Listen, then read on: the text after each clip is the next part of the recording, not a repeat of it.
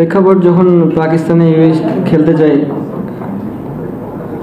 Same চিন্তাধারায় ছিল যে আমরা জেতার জন্য খেলবো। আনফর্চুনেটলি আমরা জিততে পারিনি, কিছু মিস্টেক করেছিলাম যে জন্য আমরা রেজাল্ট করতে পারিনি। বাট আমার মনে হয় আমরা শ্রীলঙ্কা সিরিজটা ওভারঅল ফার্স্ট ম্যাচ হারার পরে আমরা ভালো মতনই কাম ব্যাক করেছি।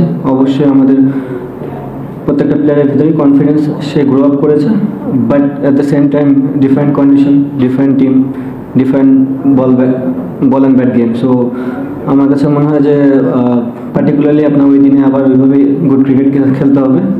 কনফিডেন্স লেভেল আপনাকে সাহায্য করবে, but at the same time আপনার কনসেন্ট্রেট লেভেল কেমন আছে ওই জায়গাটা ধরে রাখার জন্য আমার মনে হয় ওইটা বেশি জরুরি হবে সামনের ম্যাচের জন্য। প্রতিপক্ষ যেহেতু ভিন্ন, ম্যাচের প্রেক্ষাপটটা ভিন্ন হবে এমনটাই স্বাভাবিক।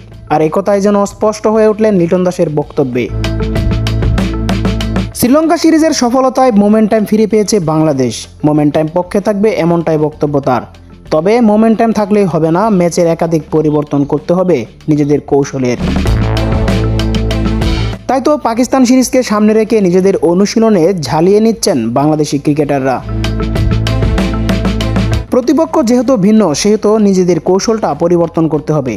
আর এই কৌশল পরিবর্তনের লক্ষ্যেই মাঠে নেমেছে বাংলাদেশ। যেহেতু খেলাটা হবে হোম অফ ক্রিকেট মিরপুরে, সেহেতু নিজেদের মাঠ সম্পর্কে ভালোই ধারণা পাবে বাংলাদেশ। এক্ষেত্রে এগিয়ে থাকবে বাংলাদেশিরা অবশ্যই।